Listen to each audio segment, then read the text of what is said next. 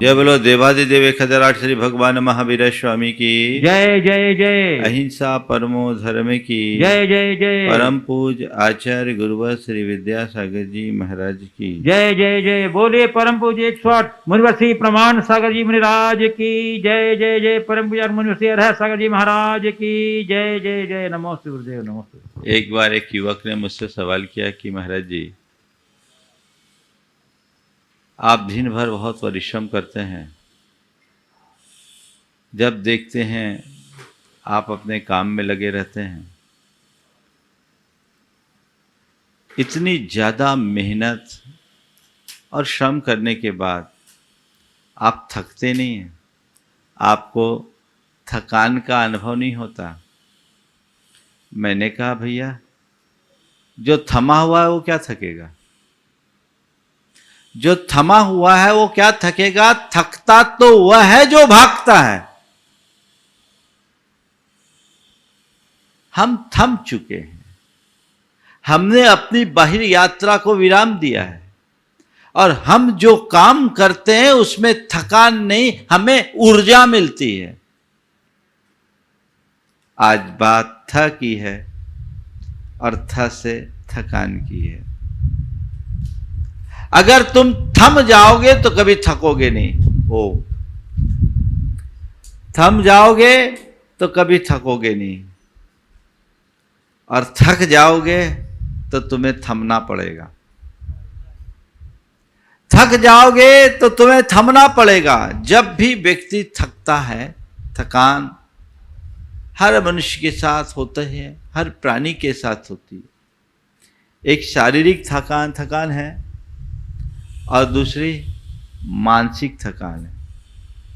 जब व्यक्ति अतिरिक्त शारीरिक श्रम करता है तो उसका शरीर थक जाता है और शारीरिक थकान के लक्षण व्यक्ति के अंदर दिखने लगते हैं। सुस्ती आना, चेहरे में फीकापन आना, आंखों में नींदापन आना, व्यक्ति श्रमहीन महसूस करना, सत्वहीन महसूस करना, ये सब शारीरिक थकान के लक्षण हैं। और जब व्यक्ति शारीरिक रूप से थकता है तो स्वल्प विश्राम से वह पुनः रिचार्ज हो जाता है, उसकी थकान मिट जाती है और फिर हो जाता है। हम लोग रोज दिन भर मेहनत करते हैं, श्रम करते हैं, रात्रि में विश्राम करते हैं। रात भर की अगर पर्याप्त नींद हो जाए तो सुबह अपने आप को तरोताज महसूस करते हैं और फिर पूरी जिंदगी के साथ अपना काम करने के लिए तत्पर हो जाते हैं। तो ये शारीरिक थकान हम थोड़े से विश्राम से दूर कर सकते हैं और उसके लिए जो भी आवश्यक है वो हम अपना ले तो हमारा शारीरिक थकान बहुत जल्दी दूर होगा। दूसरा है मानसिक थकान। व्यक्ति कई बार तन से नहीं मन से ज्यादा थकता। वो व्यक्ति ज्यादा थकता है जो एक जगह बैठा है। चलते फिरते रहने वाले लोग कम थकते हैं, लेकिन एक जगह बैठने वाले लोग ज़्यादा थकते हैं क्योंकि उनके पास कोई शारीरिक काम नहीं है पर दिमाग किसी एक जगह लगा हुआ है। समझ गए? तो किसी एक जगह लगे रहने से निरंतर निरंतर निरंतर दिमाग की उस सक्रियता के बाद दिमाग कुछ विश्राम चाहता है और वही हमारी मानसिक थकान के रूप में दिखता है। और उस थकान के संदर्भ में कहा जाता है, ये थकान क्या है?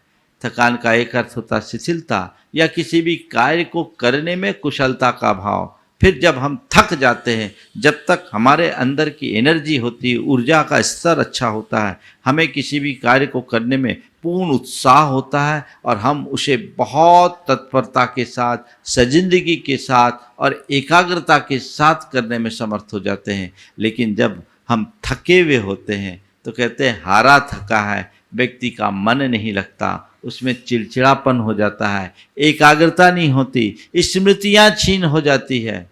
ये सब थकान के लक्षण हैं। शारीरिक और मानसिक थकान, इन दोनों थकान से बचने के लिए है थम जाओ। क्या करो? थमो। भागोगे तो तुम्हारा शरीर शिथिल होगा, तुम्हारा मन शिथिल होगा। आजकल देखने में आता है कि लोग शरीर से तो नहीं भागते, एक जगह टिके हुए हैं, लेकिन मानसिक रूप से भाग दौड़ बहुत अधिक है। वो एक दिन थकेंगे, तो संत कहते इस भाग दौड़ में थकान है और थका करके हार जाओगे, पस्त पड़ जाओगे। तो ऐसी दौड़ में शामिल क्यों हो जो मंजिल तक पहुंचने से पहले ही हारना पड़े, या ऐसी दौड़ में क्यों शामिल हो जिसका कोई मंजिल ही ना हो। आज हर मनुष्य बहुत तेजी से दौड़ रहा है, और दौड़ ही नहीं रहा, दौड़कर थक कर मर रहा है। संत कहते हैं गतिशील रहो पर गंतव्य के लिए, गतिशील रहो पर गंतव्य के लिए। तुम्हारे पास गति हो और गंतव्य नहीं तो सब व्यर्थ है, रफ्तार हो और राह नहीं तो सब व्यर्थ है। तुम चल रहे हो, गति तुम्हारे पास है, पर तुम्हारी मंजिल नहीं, तुम्हारा गंतव्य नहीं, तो आखिर इसका अर्थ क्या होगा। अपनी थकान को मिटाओ। शारीरिक थकान के संदर्भ में थोड़ा विश्राम से हमारी शारीरिक थकान मिट जाती है। मानसिक थकान के लिए भी बहुत सारे प्रोसेस लोगों ने बताए हैं कि उसको आप अपनाओ तो आपकी मानसिक थकान मिट सकती है। रिलैक्सेशन के कार्य कीजिए, थोड़ा योग कीजिए, प्राणायाम कीजिए, ध्यान कीजिए, यह आपकी मानसिक थकान को दूर करने में निमित्त बनेगा। आप अपनी मानसिक थकान से बचना चाहते हैं तो एक्सरसाइज कीजिए, वॉक पर निकलिए, अपनी रुचि का कोई काम करना शुरू कर दीजिए। मन आपका थोड़ा ताकतवर बनेगा और मानसिक थकान आपकी दूर होगी। पर मैं आप सबसे कहता हूं, थकान आने के बाद उसे दूर करने का उपाय करने की अपेक्षा मन थके ही नहीं ऐसा कुछ उपाय कीजिए। ये सब कब होगा? जब हम अपने मन पर कोई अतिरिक्त दबाव उत्पन्न न होने दें। जरूरत से ज्यादा काम, क्षमता से अधिक काम, काम का बोझ मन में लाने से व्यक्ति थक जाता है, और थक करके व्यक्ति कई बार हार भी जाता है। तो वैसी थकान से अपने आप को बचाओ। आज 4 बातें आप सबसे कहूंगा। थकना, थमना, थामना और थमाना। थकना, थमना, थामना और थमाना। जब शिखर जी की वंदना करता हूं पर्वत की, एक बार मैं वंदना कर रहा था तो कुछ युवक बहुत तेजी से जा रहे थे, जवान थे सब, 25-26 साल के। मेरे पीछे एक डोली वाला था, उसने कहा भैया थम जा, पर जवान कहां सुनते हैं। वे उसकी बात को अनसुना करके आगे बढ़ गए। बहुत तेजी से जा रहे थे, ऐसा लगा जैसे घंटे भर में पहाड़ चढ़ जाएंगे। आगे निकल गए। डोली वाले तो अपनी गति से चल रहे थे। और ऐसा भी है कि जितने भी पर्वत की वंदना करते हैं, बीच बीच में जब श्वास उखड़ने को होती है तो श्वास को सामान्य करके लाठी के सहारे कुछ पल थमते हैं, कुछ पल थमते हैं, श्वास सामान्य होती है, फिर आगे बढ़ते हैं। वे एकदम तेजी से आगे गए, और थोड़ी देर बाद जब हम लोग पीछे से आगे बढ़े, पहुंचे, तो देखते गंधर नाला के पास दोनों के दोनों खाट पर पड़े हैं, हालत निढाल, एकदम निढाल हो चुके हैं। क्यों? बिना थमे भागने वाले लोग थकते हैं। आज लोग भाग रहे हैं, भाग रहे हैं, भाग रहे हैं, थकोगे। तुम्हारे जीवन का अपना कोई उद्देश्य होना चाहिए, और उस उद्देश्य के अनुरूप तुम्हें चलना चाहिए। व्यर्थ की भागम भाग और आपाधापी से कुछ अर्थ नहीं है। तन थका है, मन थका है, जीवन थक जाएगा तो फिर क्या करोगे? थकान शब्द बहुत व्यापक अर्थ में है। थकान का अर्थ शारीरिक और मानसिक शिथिलता तो है ही। थकान का अर्थ तंग हो जाना या परेशान हो जाना भी है। कुछ लोग अपने जीवन से थक जाते हैं। मानसिक थकान में इसी प्रकार की खिन्नता आती है जो मनुष्य को अंदर से बहुत बेचैन करती है, तोड़ देती है। तो थको उससे पहले थमो। अगर थम करके चलोगे तो कभी थकोगे नहीं। थक कर थमने से अच्छा है थकने के पहले थम जाओ। ये मैं तुम्हें बाहर के विषय में नहीं कह रहा हूं, अंदर के विषय में बोल रहा हूं। तुम गोरख धंधे में 24 घंटे लगे रहते हो। आज लोग हम लोगों से पूछते महाराज आप लोग इतनी मेहनत करते हो थकते नहीं हो। मैं उनसे उल्टा पूछता हूं तुम दिन भर खटते रहते हो थकते नहीं हो। हमारे और आप में कार्य करने में अंतर है। आप खटते हो और हम साधना करते हैं। खटने में और साधना करने में बड़ा अंतर है। खटना का मतलब है जी तोड़ मेहनत करना और साधना का मतलब है अपने श्रम को सही दिशा में नियोजित करना। बड़ा अंतर है। आप खटोगे तो खट के पस्त होगे और आप साधना करोगे तो मस्त होगे। खटना मनुष्य को दिन भर की खटनी से व्यक्ति पस्त होता है और अंदर की साधना से व्यक्ति मस्त होता है। खटने में व्यक्ति का तन मन दोनों दौड़ता है और साधना में मन थामना होता है। मन जब थमता है तब व्यक्ति के अंदर की साधना प्रकट होती है। विश्राम चाहिए। थकान का अर्थ है श्रांति। तो आपको थकान से बचना है तो चाहिए विश्राम। मैं इस अर्थ में थकान को अच्छा नहीं मानता कि व्यक्ति शारीरिक और मानसिक रूप से शिथिल हो जाए। हर व्यक्ति के अंदर इतना उत्साह और ऊर्जा होनी चाहिए कि हर पल उसके अंदर तत्पर हो, कभी वो थके नहीं, हारे नहीं।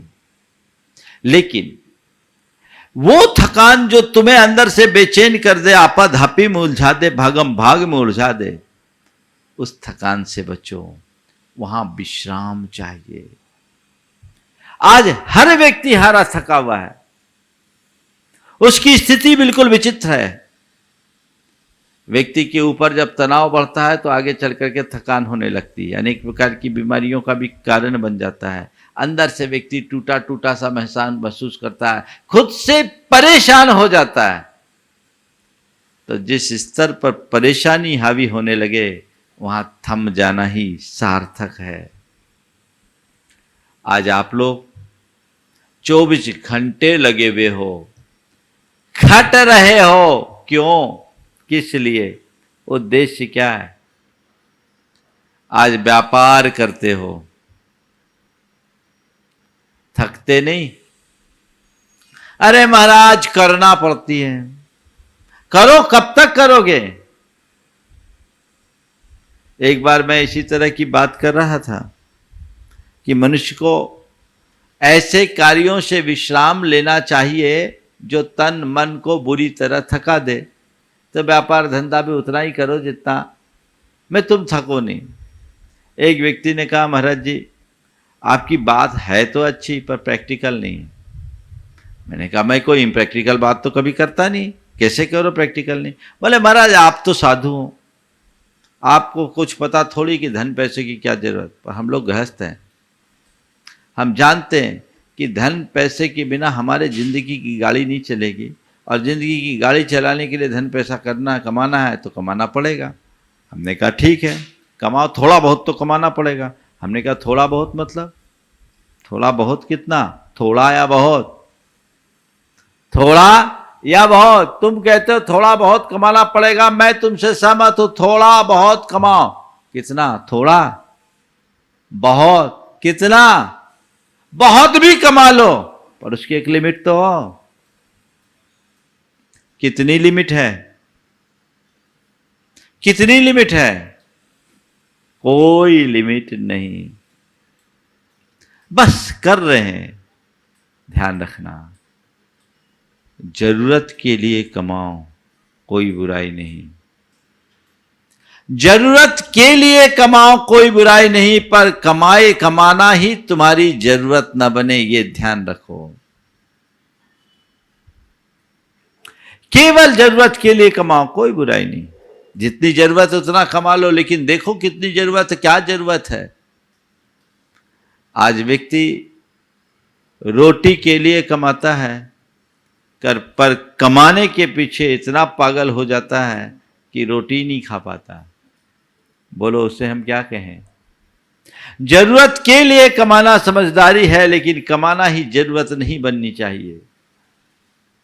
और आज वही हो रहा है, लोग इसी में थक रहे हैं, हार रहे हैं। और ऐसे लोगों के जीवन का अंत देख लो।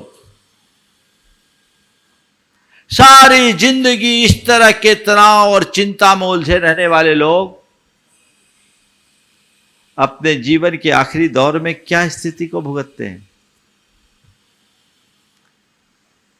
कोई पैरालिसिस से पीड़ित होता है, कोई कोमा में चला जाता है, पड़ा है सो पड़ा है। क्यों? उसने थकने के पहले थमने का काम नहीं किया। एक दिन तुम थकोगे, उससे पहले थमो, रुको। भैया कब तक दौड़ोगे, कितना दौड़ोगे, कहां तक दौड़ोगे? जन्म से लेकर आज तक तो दौड़ते ही आए हो, और अंत तक दौड़ते रहोगे क्या? ये पंक्तियां बहुत सार्थक है। जन्म से लेकर मरण तक दौड़ता है आदमी, दौड़ते ही दौड़ते दम तोड़ता है आदमी। जन्म से लेकर मरण तक दौड़ता है आदमी, दौड़ते ही दौड़ते दम तोड़ता है आदमी। आंख गीली ओठ ठंडे और दिन में आंधियां, और दिन में आंधियां। आंख गीली ओठ ठंडे और दिन में आंधियां, तीन मौसम एक ही दिन ओढ़ता है आदमी। जन्म से लेकर मरण तक दौड़ता है आदमी, दौड़ते ही दौड़ते दम तोड़ता है आदमी। सुबह पलना शाम अर्थी और खटिया दोपहर। सुबह पलना शाम अर्थी और खटिया दोपहर। तीन लकड़ी चार जिंदगी में तोड़ता है आदमी। जन्म से लेकर मरण तक दौड़ता है आदमी, दौड़ते ही दौड़ते दम तोड़ता है आदमी। एक रोटी दो लंगोटी, तीन गज कच्ची जमीन। एक रोटी दो लंगोटी, तीन गज कच्ची जमीन। तीन चीजें जिंदगी में जोड़ता है आदमी। जन्म से लेकर मरण तक दौड़ता है आदमी, दौड़ते ही दौड़ते दम तोड़ता है आदमी। है यहां विश्वास कितना आदमी का मौत पर। है यहां विश्वास कितना आदमी का मौत पर। मौत के हाथों सभी कुछ छोड़ता है आदमी। जन्म से लेकर मरण तक दौड़ता है आदमी, दौड़ते ही दौड़ते दम तोड़ता है आदमी। कब तक दौड़ोगे? वहां थमो, थम जाओ। और थम कर क्या करो? थाम लो। किसे थामो? धर्म का दामन थाम लो। धर्म का आश्रय ले लो, आलंबन ले लो, कभी नहीं थकोगे। जिसने धर्म को थाम लिया उसके जीवन की दिशा बदल गई। मैंने कहा वो खटेगा नहीं, वो साधक बनेगा, वो साधना करेगा, वो अपने श्रम और शक्ति को सही दिशा में नियोजित करेगा, जो उसको एक नई ऊर्जा देगी, उसकी चेतना को ऊंचा उठाएगी, उसके चेतना का ऊर्ध्वारोहण करेगी। दृष्टि बदलने की जरूरत है। मैं देखता हूं आज बहुत सारे लोग जो उम्र दराज होते हैं, जिन्होंने अपने जीवन में कभी धर्म साधना नहीं की, 70-75 की उम्र पार करने के बाद वो दवाइयों पर निर्भर हो जाते हैं। और वही लोग अगर साधना के मार्ग में निकल गए तो 80 और 90 साल की उम्र में भी पूरी तरह दुरुस्त दिखते हैं। वे अपनी चर्या और क्रिया में पूरी तरह स्थिर बन जाते हैं।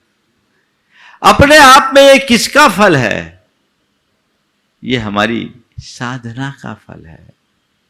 अपनी शक्ति को, अपने सत्य को सही दिशा में नियोजित करो, और धर्म वह ताकत है जो हमारी सारी शक्ति को सही दिशा में नियोजित कराता है।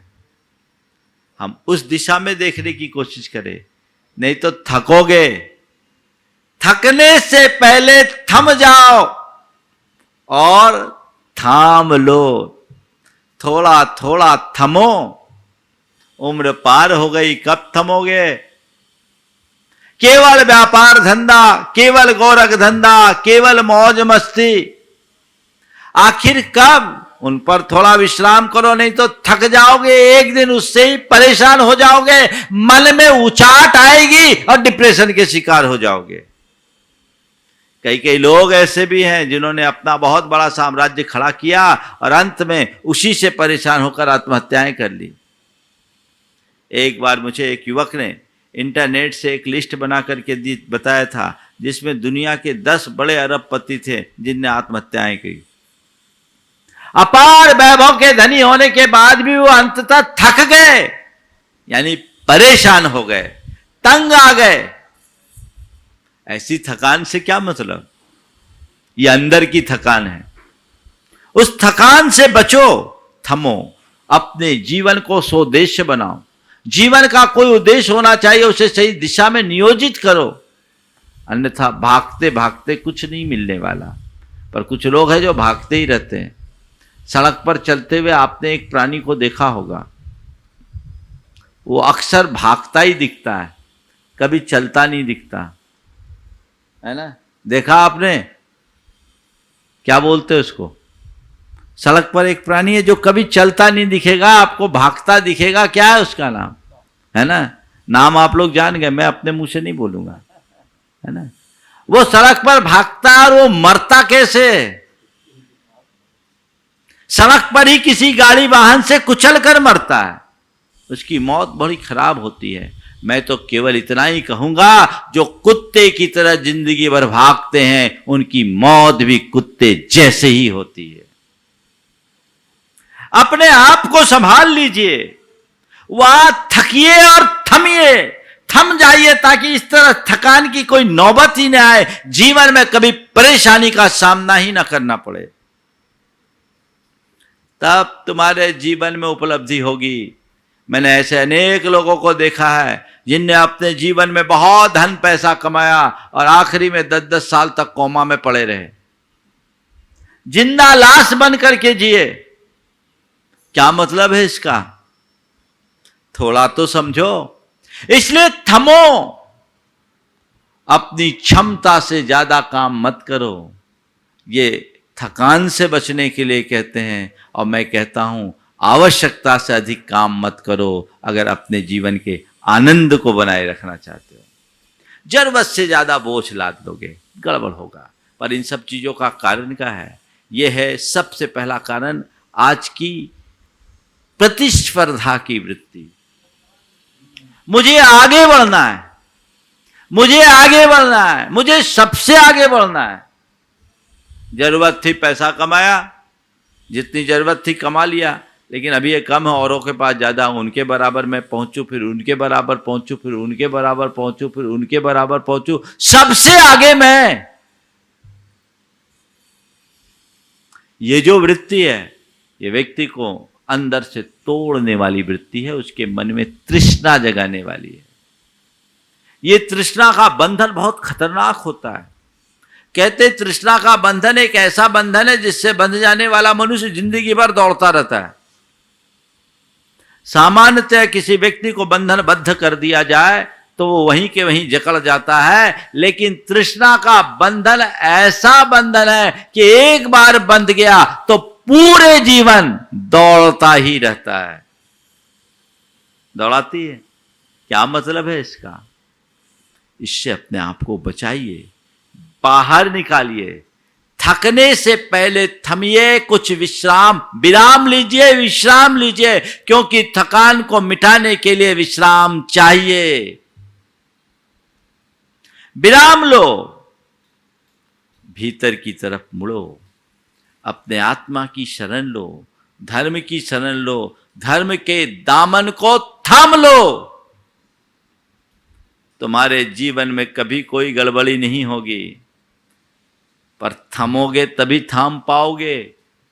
बहुत विरल लोग हैं जो बाहर की भाग दौड़ से थमते हैं और धर्म को थामते हैं। बहुत कम लोग, बाकी लोगों की जिंदगी की कहानी यही होती है, वो जन्म लेते हैं, जीते हैं और एक दिन थककर हार जाते हैं, मर जाते हैं। किसी ने बहुत अच्छी पंक्ति लिखी है, इस जमाने में न जाने क्या कारनामे कर गए, इस जमाने में न जाने क्या कारनामे कर गए, बीए किया, एमए किया, नौकर हुए, पेंशन मिली और मर गए। इस जमाने में न जाने क्या कारनामे कर गए, बीए किया, एमए किया, नौकर हुए, पेंशन मिली और मर गए। एक दिन तो मरना ही है। थकना वहीं पूर्ण विश्राम। कई जगह के शमशान घाट का नाम विश्राम घाट है, वहीं विश्राम है। अरे भैया, मुर्दे को तो पूर्ण विश्राम मिलता ही है, जीते जी विराम ले लो तो फिर तुम्हें कभी कोई थकान नहीं होगी और तुम्हारी यात्रा अविराम आगे बढ़ेगी। थक करके मरने की जगह थम करके जीना सीखो। थक करके मरने की जगह थम करके जीना सीखो। थमो, जियो और धर्म का दामन थामो। जीवन में आमूल चूल परिवर्तन आ जाएगा। अपने मन से सवाल पूछो, आखिर कब तक ये भाग दौड़ क्यों आप आधा पी? कहीं तो थमो, कभी तो थमो, नहीं तो मौत तो तुम्हारी सब चीजों को थाम देगी, रोक लेगी। उससे पहले जागरूक हो, जीवन की दिशा को मोड़ो, तो जीवन का सच्चा रस मिलेगा। नहीं तो भागम भाग है, भागम भाग है, भागम भाग है, तो भागते रहो, पाओगे क्या? शायद कुछ भी नहीं। इसलिए थकने से पहले थम जाइए, थम करके विचार कीजिए, मुझे क्या करना है, कैसा करना है, कितना करना है, क्या मेरा लक्ष्य है, क्या मेरा उद्देश्य है जिसकी पूर्ति मुझे आज तत्काल करनी है। उतना करिए और आगे बढ़िए। थक करके थमने की प्रवृत्ति अपनाइए और थकने के साथ थाम लीजिए, धर्म को थामिए। बहुत कम लोग हैं जो थामने के लिए उत्साहित होते हैं। जब थमेंगे ही नहीं तो थामेंगे कैसे? जब तक तुम थमते नहीं तब तक थाम नहीं सकते, और जब तक थामोगे नहीं तो जीवन में विश्राम नहीं है। इस बात को ध्यान में रखने की जरूरत। थाम लो, और खुद अगर थामने में पूरी तरह समर्थ नहीं हो तो थमा लो। थामना, थमाना, थमा दो अर्थात अपना हाथ पकड़ा दो। मैंने तो अपना हाथ उनको थमा दिया, अब वो जाने, उनका काम जाने। सद्गुरु की शरण में अपने जीवन की डोर थमा लो, बस काम खत्म। उनकी शरण में गए तो जीवन का बेड़ा पार, फिर कुछ नहीं। एक बार उनको पकड़वा दिया, वो रास्ता दिखाते जाएंगे। चलते चलो, आगे बढ़ते चलो, बढ़ते चलो, बढ़ते चलो, कोई कठिनाई नहीं होगी और जीवन उन्नति के शिखर पर बढ़ता जाएगा, बढ़ता जाएगा, चलता जाएगा। फिर कोई रोक टोक नहीं, हर पल जीवन का परमानंद होगा।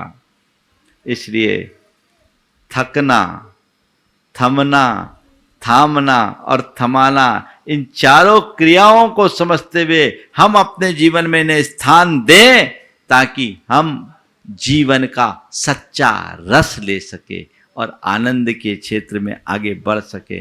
मैं आपके शारीरिक और मानसिक थकान को दूर करने के उपाय बताने के लिए यहाँ नहीं बैठा हूँ, बता सकता हूँ, लेकिन वो तो आपको टिप्स सब जगह मिलते रहते हैं। लेकिन मूलतः आध्यात्मिक थकान, आप थक जाओगे, जीवन से परेशान हो जाओगे, तंग हो जाओगे। कई बार लोग कहते हैं मैं तो थक गया, मैं तो थक गया, मैं तो थक गया, यानी तंग आ गया, परेशान हो गया, अब मेरे से ये नहीं होगा। ये क्या है? ये एक प्रकार का उचाट है। अगर तुमने जीवन के वास्तविक स्वरूप को समझकर धर्म का दामन थामा होता तो तुम्हारे मुख से ऐसे स्वर उत्पन्न नहीं होते। आनंद, हर पल आनंद। आज हम लोग हैं, इतनी लंबी जिंदगी हो गई, आज इतने वर्षों से मुनि जीवन को व्यतीत कर रहे हैं और मुनिचर्या जो आप सबके सामने है, पर शरीर में शांति दिखती है, शरीर थकता है, मन नहीं थकता और मन में हमेशा उत्साह बना रहता है, उमंग बनी रहती है। क्यों? क्योंकि हमने अपनी सारी शक्ति को सही दिशा में नियोजित कर लिया। हमारा उत्साह है, हमारे सामने हमारा एक लक्ष्य है और वो एक ऐसा लक्ष्य है जो मन की थकान को उतारने वाला है, बढ़ाने वाला नहीं। यदि ऐसी बातें जीवन में आ जाए तो बहुत कुछ बदलाव आ सकता है। अपने आप को मोड़ने की कोशिश कीजिए। और दूसरी बात, अपने शारीरिक मानसिक थकान को दूर करना है, भावना योग कीजिए। कई बार मुझसे कहते हैं लोग, महाराज जी इतना लंबा चौड़ा विहार होता है, और कई बार आपके सानिध्य में जब लंबे कार्यक्रम होते, एक बार सिद्ध चक्र विधान चल रहा था और सिद्ध चक्र विधान में 512 अर्घ चढ़ाए 2 बजे तक और उसी में पूरे लगे रहे, फिर आहारचर्या, फिर बाद में प्रवचन, शंका समाधान सब। तो बोला महाराज जी आप थकते नहीं हैं? बोले देखो भाई शरीर है, शरीर अपना काम करेगा, श्रम अधिक होगा, थकान होगा, कदाचित मानसिक थकान भी होती है, लेकिन जब भी इस तरह की थकान होती है कुछ पल के लिए हम अपनी आंखें बंद करते हैं और आंखें बंद करने के बाद जहां अंतर्मुख होते हैं सारी थकान खत्म। अपने आप बंद कर दो, अपने आप थोड़ा विराम ले लो, थोड़ी देर के लिए थम जाओ, थकान खत्म, ऊर्जा आएगी। आप ऊर्जा प्रवाह का ध्यान कीजिए, भावना योग कीजिए। यदि नियमित भावना योग करेंगे आपके अंदर अतिरिक्त एनर्जी आएगी। आप कुछ मत करिए, अपने शरीर को रिलैक्सेशन के मोड में डाल दीजिए, रिलैक्स मोड में डाल दीजिए, एकदम शिथिल हो जाइए और सब विकल्पों को छोड़कर अपने आती जाती सांसों को भर देखिए, आपके अंदर एनर्जी आएगी और एनर्जी के आने से आप दोहरे उत्साह के साथ काम को करने में समर्थ हो जाओगे।